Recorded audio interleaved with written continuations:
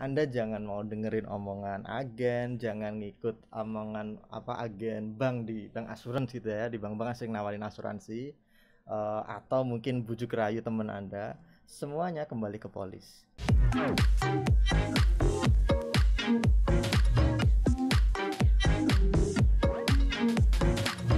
Halo Sobat Cuan, ketemu lagi kita nih di Cuap-Cuap Cuan dalam segmen Koneksi, konten ekonomi yang seksi gitu ya. Karena kita bertiga hari ini ya, biasanya cowok-cowok, kita ada ditemani oleh seorang wanita cantik juga hari ini ya, Mas Argun ya. Bareng gue Daniel Wiguna dan juga Saya Argun dari tim riset CNBC Indonesia, dan ada Sasa. Nah, Sasa ini nanti akan banyak menceritakan konten-konten yang seksi-seksinya ya. Jadi bagian yang seksi kita kasih ke Sasa ya, Mas Argun justru.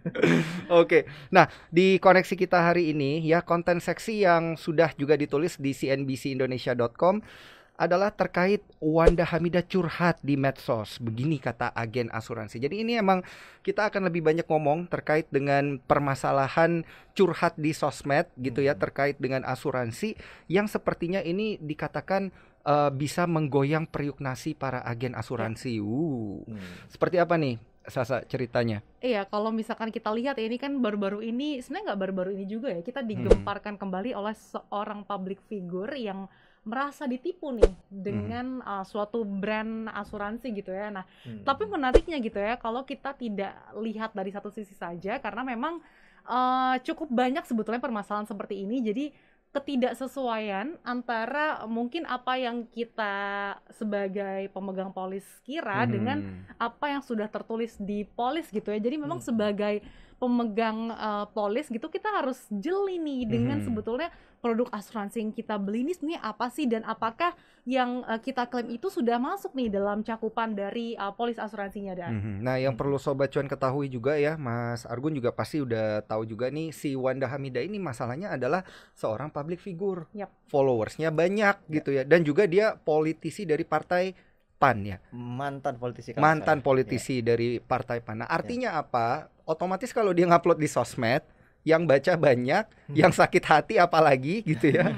Makanya jadi gempar gitu. Nah, kalau Mas Argun sendiri ngelihatnya ini gimana sih? Apakah perlu kita lihat dari sisi yang mana benar, mana salah, atau gimana ini sebenarnya?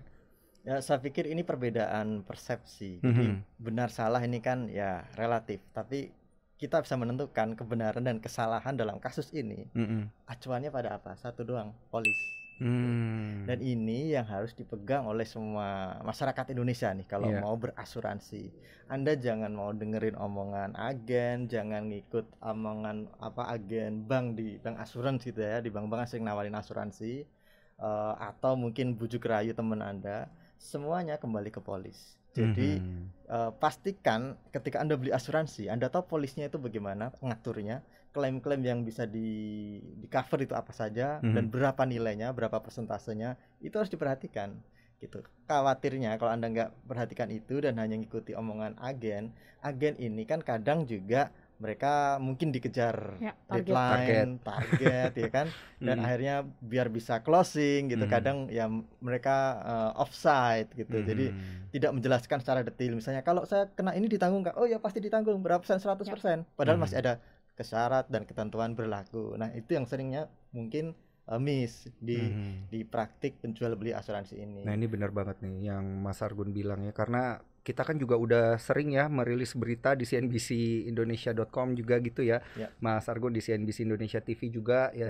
Beberapa berita juga ini dibawakan oleh Sasa loh terkait dengan asuransi. Ngomong-ngomong soal tadi yang Mas Argun bilang, ini juga cukup menarik ya, terlepas dari kasus ini. Sebetulnya masalah di industri asuransi yang muncul ini karena satu, dari segi pemegang polis tidak mau mendengarkan dengan betul apa sih yang disampaikan oleh agen gitu. Jadi misalkan ketika kita telepon nih, oh iya doang, terus kita setuju, kan itu kan direkam kan kalau nggak salah lewat telepon. Kemudian di satu sisi lagi dari segi agennya mungkin masih banyak juga yang belum memiliki sertifikasi ataupun tidak mampu menjelaskan secara komprehensif gitu. Jadi seperti tadi katanya Mas Argun, mungkin kalau ditanya ini ditanggung nggak? Oh iya, padahal sebenarnya mungkin itu terms and conditionnya beda lagi gitu. Jadi mungkin harus jeli sih emang kalau melihat polis yang kita ditawarkan itu ya. Ya. Nah, jadi memang seperti yang Mas Argun bilang ini benar banget ya. Pada akhirnya karena ini kan memang kasusnya belum dilaporkan ke kepolisian juga gitu ya. Ini berarti ranahnya ya Sobat Cuan masih dalam ranah seorang pelanggan yang tidak puas gitu dan akhirnya dia curhat di sosial media. Nah, harus mengacu lagi ke polisnya ya. Gak ada yang tahu isi polisnya apa kecuali agennya sendiri sama si Wanda Hamidahnya juga gitu. Nah, sehingga agak susah ya Mas Argun kalau kita mau membuktikan yang salah yang mana sih, apakah si Wandanya memang yang nggak membaca begitu ya secara menyeluruh terkait polisnya atau memang si agennya ini yang terlalu kasih iming-iming gitu kan ya namanya dikasih iming-iming siapa yang nggak suka gitu ya. Mas Argun. Kalau kita bedah kronologinya ini kan Wanda dia mulai curhat di sosmed ini konteksnya dia merasa di scam gitu. Dia curhat ada klaim berapa sih 40 juta atau 50 juta sampai 60 juta. Iya, kemudian hanya mendapatkan 10 juta gitu. Dan dia merasa harusnya lebih dari ini gitu. Artinya ada ekspektasi Wanda selaku konsumen asuransi yang tidak terpenuhi gitu. Dan dia itu ekspektasinya dapat 100%. Dan apalagi ditambah dengan argumen dia nasabah yang loyal berapa tahun 12 tahun misalnya bahkan upgrade dari apa tuh black card menjadi yang paling keren itulah ya. Kelasnya gitu di layanan prudensial. Tetapi kok ternyata waktu sekali klaim hanya dapat segitu 10 juta. Dia merasa ini nggak layak. Nah, ini juga harus diperhatikan oleh para masyarakat Indonesia bahwa ketika Anda beli asuransi itu nggak peduli Anda saudaranya direktur utama itu atau bahkan nasabahnya sudah puluhan tahun, tetap ketika Anda mengajukan klaim disetujui atau tidak itu ngacunya ke polis. Nah, saya menduga, ini dugaan saya bahwa Wanda itu dia mengajukan klaim ke prudensial dan klaim itu ternyata sebenarnya tidak mendapatkan pertanggungan 100%. Kalau di black card itu kalau tidak salah tuh ada tuh beberapa klaim yang ya prorate dilihat berdasarkan persentasenya, tidak dikasih 100%. Nah, mungkin kategori yang diajukan ini bedah ini ya kakinya ya anaknya. Itu mungkin tidak termasuk yang di cover itu. Di luar dari cakupan manfaat polisnya berarti. Manfaat polis yang ditanggung 100%.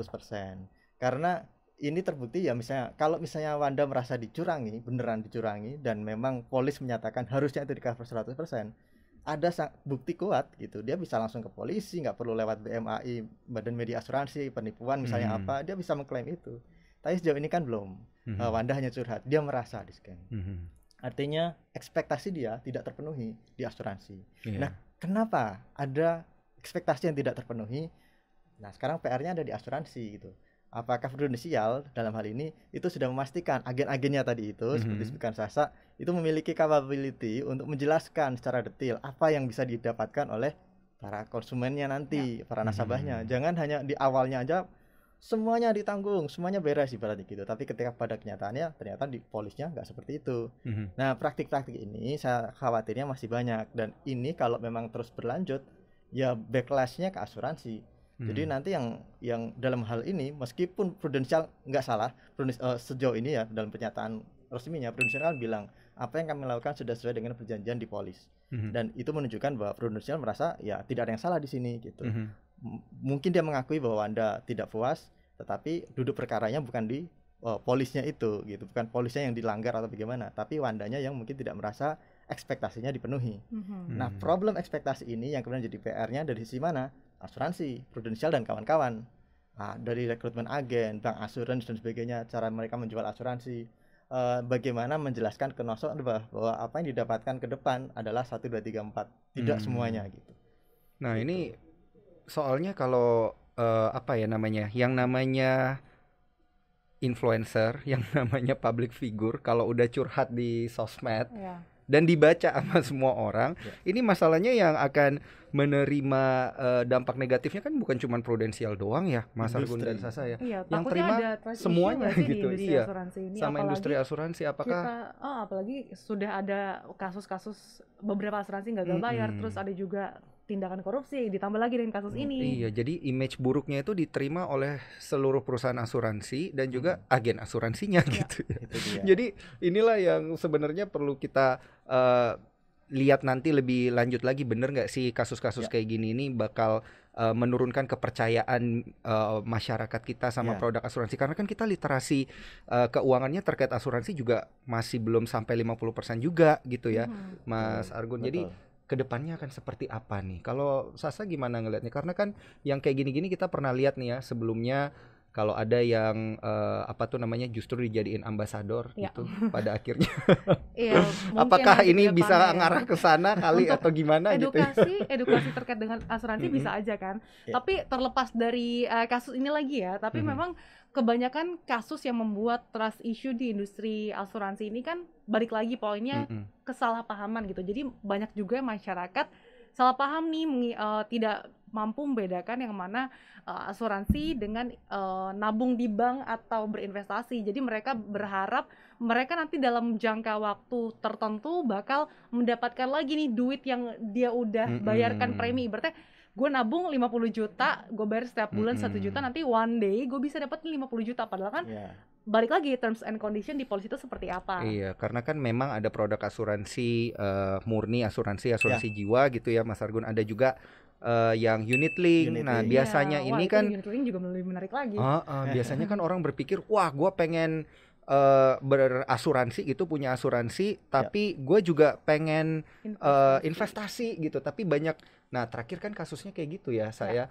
Kasusnya adalah banyak yang berpikir asuransi jiwa yang murni ini karena dia udah beli unit link gitu ya, jadinya dia ngerasa ini adalah produk investasi gitu. Padahal kan enggak ya Mas Argun ya.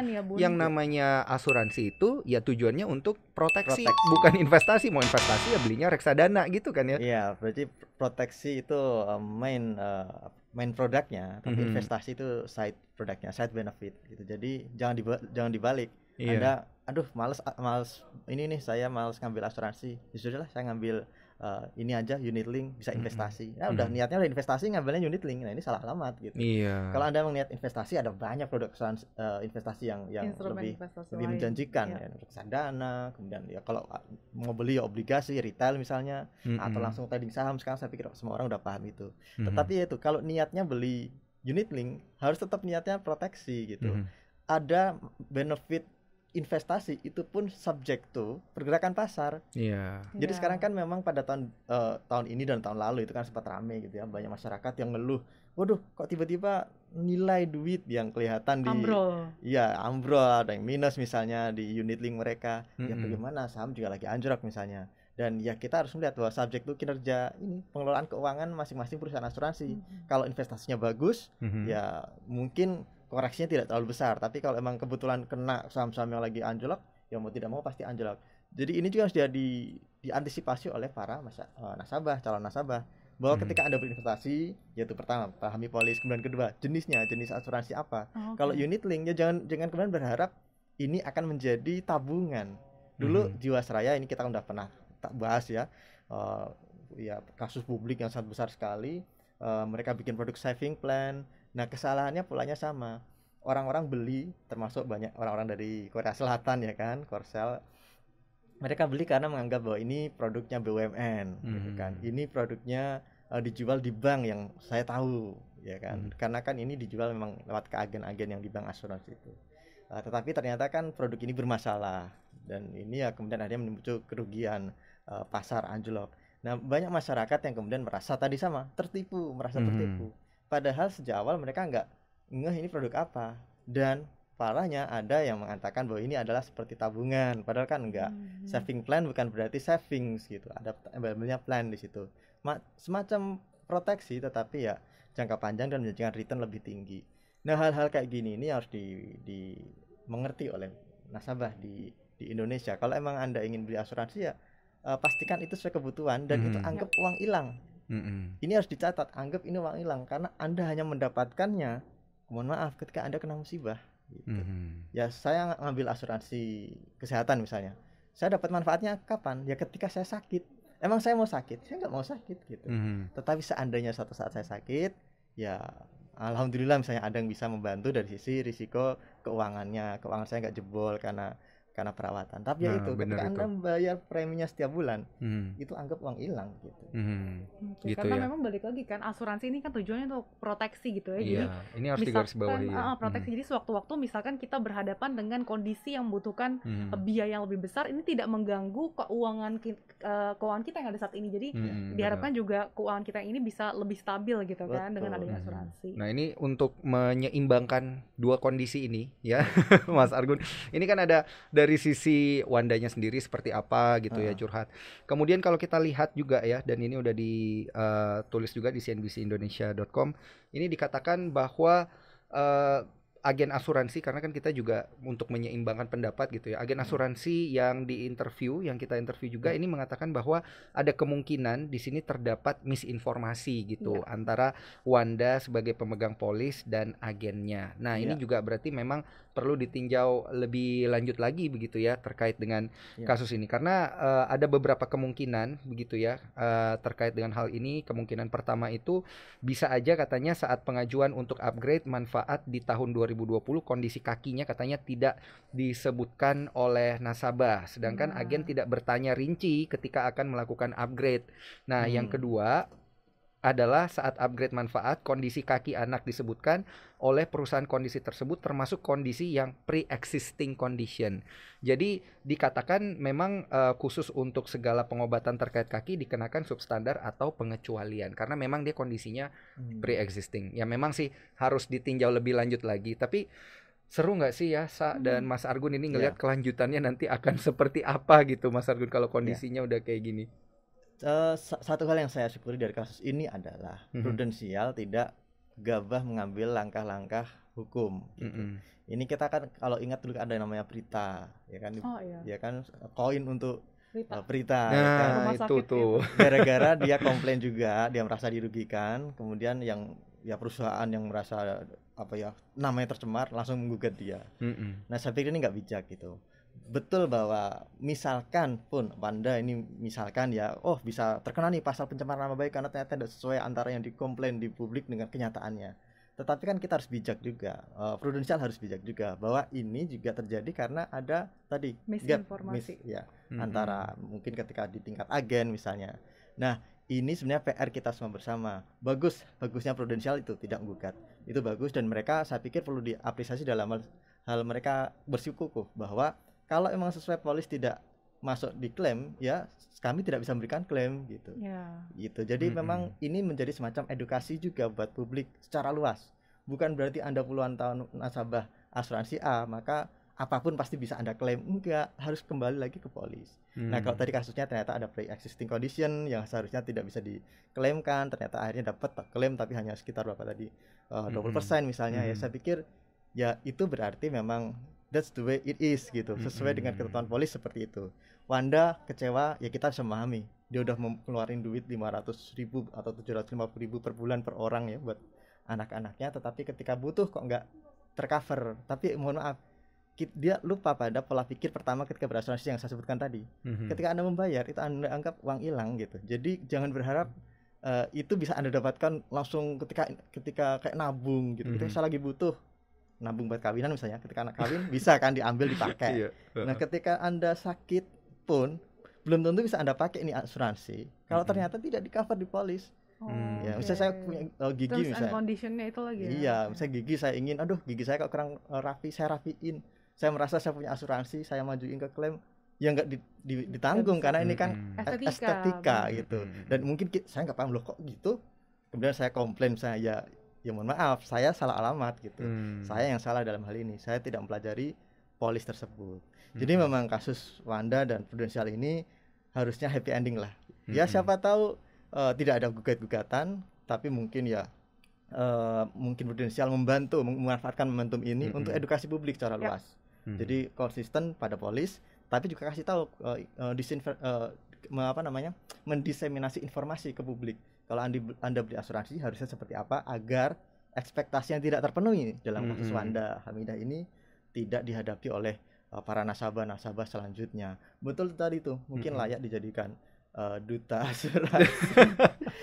Iya, maksudnya kita kan Bisa juga jadi brand memanfaatkan ambasadornya momentum gitu ya. kan tadi Ambassador. dengan followersnya jumlah yang banyak, Mm-mm. kenapa enggak? Apalagi tadi kita literasi asuransi juga masih kurang banget gitu. Mm-mm. Maksudnya mau sampai kapan sih industri asuransi kita kayak gini terus kalau Iya. masih ada ketidak sinkronan antara pemahaman antara agen dan juga kita sebagai masyarakat jangan main salah-salahan terus, maksudnya mau sampai kapan gitu kan. Tapi Sasa, kalau dari lu sendiri gimana nih? Apakah dengan mendengarkan berita ini lu jadi takut nih beli produk asuransi, takut ditipu juga atau takut nanti gak bisa klaim atau apa? Gimana menurut lu? Jujur li, gue jadi takut sih, maksudnya karena sering banget kan kita ditawarin asuransi gitu. Nah itu lagi karena kita sebagai masyarakat, gue mewakili masyarakat gitu ya, kayak kadang-kadang ketika udah jelasin, oh iya oke, jadi kayak kita tuh mendengarkannya itu di permukaannya aja nih, tapi kita nggak meluangkan waktu kita lebih untuk menanyakan secara detail atau juga secara rinci gitu ya, misalkan kayak rumah sakit mana aja sih yang bisa dimanfaatkan, atau misalkan jangka waktu kapan nih baru gue bisa memanfaatkan asuransi ini. Jangan sampai gue udah bayar ternyata nanti bisa dipakai 5 tahun kemudian, atau misalkan ternyata yang gue pilih itu tidak masuk di dalam manfaat polis itu. Nah makanya jadi kayak bingung juga sih sebetulnya apakah tapi satu sisi tadi penting juga nih asuransi tapi ya itu tadi jadi takut kan, karena kayak jangan sampai, maksudnya kita memberikan edukasi juga kayak ayo harus lihat lagi nih secara jeli manfaatnya seperti apa, tapi ternyata kita malah jadi kecelek gitu di manfaat polisnya. Kalau gue kebalik, malah gue jujur li, gue jadi pengen tahu lebih banyak gitu ya, coba beli. Gitu.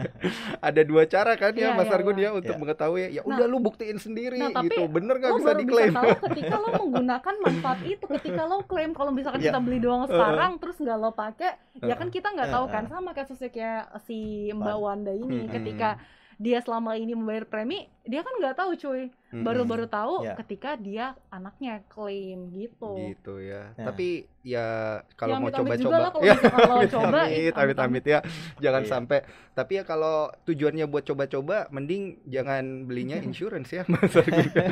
Karena ini produk serius guys, ini masalah dan proteksi. Ini kontrak jangka panjang. Nah iya itu. bener. 1 tahun kan minimal 1 tahun, jadi Anda harus bayar. Nggak bisa 1 bulan ini, waduh saya merasa nggak cocok, nggak lanjut, nggak bisa segampang. Nah kalau kayak gitu, itu kasusnya misalkan kayak gitu, itu duit kita bisa balik lagi atau misalkan gimana sih kalau tadi Mas Argun bilang kan anggap duit hilang gitu kan ya? Iya, asalkan sesuai polis. Misalnya gitu. Pingin keluar dari perjanjian, ada ketentuannya juga. Jadi kalau keluar dari perjanjian, maka ya misalnya kalau unit link ya dananya nggak bisa diambil, karena kan baru bisa diambil manfaatnya, investasinya kalau sekian tahun ada tuh.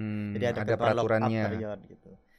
Ya, jadi kalau Anda pas ngambil asuransi ternyata kok misalnya, waduh saya ingin asuransi yang lain, produk yang lain, ya ada baiknya Anda konsultasi pada mereka yang mengerti. Konsultasinya kemana? Nah, disinilah perlunya ada diangkat kembali apa yang namanya broker asuransi. Kalau kita yang tahu kan sebenarnya agen asuransi. Agen itu mewakili perusahaan, dia ngejualin produknya milik perusahaan. Nah, kalau broker ini sebaliknya, broker asuransi ini dia mewakili konsumen. Makanya biasanya yang pakai jasa broker asuransi ini ya perusahaan-perusahaan gede. Misalnya ada perusahaan dia ingin ngasuransiin gedungnya, ya dia hire broker, cariin dong yang rate-nya paling bagus, manfaatnya 1, 2, 3. Nah, broker ini dia mewakili nasabah atau konsumen, ya dia akan mencari celah yang kira-kira akan menyulitkan apa saja di polis. Dia tunjukin, nih polisnya ini dia nggak bisa 1, 2, 3, 4, 5. Jadi kita selaku nasabah juga terbantu. Jadi saya akan kesulitan nih kalau saya ikut asuransi ini, polisnya nggak lengkap atau gimana. Nanti broker itu akan mencarikan, ini kalau yang polis yang satu lagi dari asuransi B misalnya 1, 2, 3. Nah saya pikir ada baiknya pelaku usaha asuransi atau juga ya pemerhati asuransi memperluaskan benar banget nih. Jasa broker asuransi ini. Ya nggak harus satu orang hire, mungkin mahal ini biayanya. Tapi kan sekarang ada app. Jadi kenapa tidak misalnya pemerhati asuransi membangun app asuransi khusus mewakili kepentingan nasabah. Dia mencarikan gitu. Ini ide bisnis yang bagus banget ya? Ini Mas Argun. Jangan-jangan nanti ini Mas Argun yang bikin app-nya ini. Selain broker jodoh ya, ada broker asuransi sekarang ya Sobat Cuan. Biro jodoh, biro asuransi jadi. Iya, ternyata seperti itu ya fungsinya daripada broker ini. Untuk mewakili kebutuhan daripada para konsumen gitu ya. Tapi di Betul. Indonesia kan kita belum ada ya yang kayak gitu-gitu Mas Argun, atau emang udah ada gitu ya diwakili oleh financial planner cuman belum kedengeran? Sebenarnya banyak jasa-jasa perusahaan nih, broker asuransi. Itu dulu ketika saya masih liputan gitu di lapangan. Tahun berapa itu? Jauh di sana. Iya. Kita baru lahir deh. Belum lahir kali ya. Masih muda. Ya, saya mendapatkan sumber-sumber informasi pemberitaan tentang asuransi. Kebanyakan bukan dari agen atau apalagi direksi perusahaan asuransi. Justru dari broker-broker. Dia tahu ini lagi ada masalah nih perusahaan ini. Udah jangan ngambil itu aja. Jangan kalau mau asuransi, atau kalau mau cover ya itu aja. Cover aja masalahnya, ibaratnya gitu. Broker-broker ini yang sering memberikan tips buat saya selaku wartawan saat itu. Artinya ketika saya aja bisa mendapatkan tips mengenai mana yang baik, mana yang buruk di sebuah industri asuransi dari broker ini, apalagi nasabah. Nasabah akan sangat diuntungkan gitu. Sekarang ada banyak perusahaan broker asuransi, tetapi seperti saya bilang tadi, kebanyakan mereka kliennya adalah perusahaan setingkat korporat gitu ya. Korporat gitu. Bisnis Jadi memang to bisnis, bukan B2C jatuhnya. Iya, jadi memang ada perusahaan gede, ini kan nilai penjaminannya ya juga gede, pertanggungannya gede, maka nilai preminya juga besar, makanya dia ingin cari yang paling bagus. Nah, broker ini akan membantu menunjukkan mana yang bagus, mana yang kira-kira bermasalah, dan nanti dia dapat fee dari situ. Dan fee-nya juga ya sekian persen gitu dari nilai preminya gitu. Itu udah disepakati sejak awal. Tetapi praktik ini sejak awal dulu ketika saya liputan tadi itu memang tidak awam untuk nasabah-nasabah retail. Dia hanya melayani nasabah institusi korporat. Nah, saya pikir dengan kondisi seperti sekarang harusnya concern kenapa mereka dulu nggak garap retail, sekarang harusnya udah nggak ada. Kalau dulu kan kalau saya garap retail kecil-kecil Mas, preminya cuma sekian ibaratnya gitu. Dan nyarinya ada repot, harus ribuan orang baru saya balik modal ibaratnya gitu. Effortnya terlalu besar. Tapi sekarang kan problem itu bisa diatasi dengan ya teknologi. App misalnya itu kan ya kayak Halodoc kan bisa memutus rantai sulitnya dan mahalnya kita kalau mau konsultasi ke dokter ibaratnya gitu. Nah, sekarang harusnya konsultasi asuransi harusnya juga dikembangkan. Saya pikir OJK ataupun pemerhati asuransi mulai dari sekarang harus membangun tapi kalau di luar negeri apakah udah ada belum sih Mas kayak aplikasi asuransi gitu atau gimana? Kalau di luar negeri malah banyak sih financial planner secara umum. Jadi memang dia memberikan dan ini biasanya nasabah kaya. Ya amin, kita masuk di sana insya Allah. Amin. Yaitu mereka tidak hanya melayani soal bagaimana ngelola investasinya, tapi bagaimana kalau Anda mau masuk asuransi yang mana yang bagus, biasanya ada ekstra service di situ. Akan dikasih tahu mana beberapa perusahaan yang meskipun brandnya kurang terkenal ibaratnya, tetapi konsisten membayarkan klaim misalnya, tidak pernah ada kasus misalnya. Nah, hal seperti itu yang mungkin juga perlu dijalankan di Indonesia juga. Oke, ini menarik banget ya. Tapi gue tetap masih anggap yang paling menarik terkait dengan broker asuransi. Karena gue ngerasa itu mirip-mirip sama fungsi biro jodoh gitu. Ya, kalau menjadikan yang terbaik. Oke, mendapatkan yang terbaik. Nah, ini kita punya waktu sisa kurang lebih 3 menit lagi Mas Argun untuk tips-tips terkait dengan membeli asuransi gitu. Apa sebenarnya yang bisa kita pelajari gitu ya dari kasusnya si Wanda ini. Gue mulai dari gue dulu ya. Yang pertama, gue itu tipsnya adalah ngobrol lah sama agen asuransi yang benar dan sudah tersertifikasi gitu ya. Dan tanya, baca polisnya dengan teliti gitu ya sebelum membeli, karena ini kontrak jangka panjang seperti yang tadi Mas Argun udah utarakan gitu ya. Nah, yang kedua Sasa, karena pasti tips yang ketiga yang paling susah dari Mas Argun. Yang ditunggu-tunggu justru yang terakhir biasanya. Iya, yang kedua ya, kurang lebih sama sih kayak Daniel tadi. Kita sebagai masyarakat coba deh luangin waktu lebih banyak lagi untuk betul-betul membaca dan juga memahami polis yang kita miliki gitu. Jangan sampai tadi adanya misinformasi atau kesalahpahaman nih antara agen dengan juga kita sebagai pemegang polis gitu. Jadi kita sama-sama enak gitu, kita sama-sama diuntungkan. Toh juga niatnya sama-sama baik kan. Kita pengen memiliki proteksi, mereka juga bisa mendapatkan pundi-pundi gitu ya dengan kita menjadi nasabah mereka. Oke. Nah, yang paling susah tipsnya nih dari Mas Argun. Sebenarnya nggak susah sih. Sebenarnya kalau Anda mau berasuransi ya tanyakan diri Anda dulu. Apakah Anda memiliki daya beli ke sana? Artinya spare pendapatan Anda cukup untuk itu, dan apakah Anda memang butuh? Nah, ini penting. Karena kadang kita berasuransi karena ditakut-takuti. Anda pasti butuh loh, Anda pasti butuh. Belum tentu Anda butuh. Nah, itu benar tuh. Tetapi ketika Anda berada pada titik di mana, oh iya, saya umur sudah segini, anak-anak juga nanti semakin gede, kalau ada risiko kesehatan misalnya, ya saya nggak kuat juga kalau handle sendiri, saya perlu asuransi. Nah, ini kesadaran ini harus datang dari Anda sendiri. Nah, ketika Anda sudah sadar, baru kemudian pilih produk. Saran Daniel dan Sasa dijalankan, tetapi tidak hanya di sana, berhenti di sana, tapi Anda juga harus mengubah atau menetapkanlah pola pikir Anda bahwa tadi ini adalah uang hilang. Gitu. Saya memang bayar, tapi saya nggak ingin ini kepake. Kalau bisa jangan kepake. Uang pura-pura nggak tahu gitu ya? Iya, jadi memang kalau setiap bulan kita transfer keluar ya ibaratkan itu ya apa ya, beramal lah atau investasi yang sebenarnya ya jaga-jaga. Kalau nggak kepake kita nggak merasa rugi, jangan merasa rugi, tapi kalau kepake ya semoga ini bisa membantu kita. Nah, biar bisa membantu kita, itu tadi kuncinya, pahami polis satu demi satu. Kalau masih kurang ya konsultasi dengan agen atau ya tadi cari teman broker asuransi. Mantap. Semoga tips-tips dari kita ini ya, dari kasus yang udah terjadi bisa jadi satu masukan yang menarik gitu ya Mas Argun dan Sasa, dan untuk para sobat cuan kita. Bener, supaya enggak jadinya seperti ini ya, curhat di sosmed dan lalala, syukur-syukur nggak dituntut sama perusahaan asuransinya. Oke sobat cuan, thank you banget udah dengerin konten kita, Koneksi Konten Ekonomi Seksi. Di mana aja bisa didengerin, Sa? Kalian bisa dengerin di Spotify, Apple Podcast, Google Podcast, kemudian YouTube dan juga Instagram di @cuap_cuan. Oke deh, kalau gitu saya Andi Shalini atau Sasa, dan gue Daniel Wiguna. Saya Argun. Sampai jumpa di Koneksi episode selanjutnya. Bye. Bye.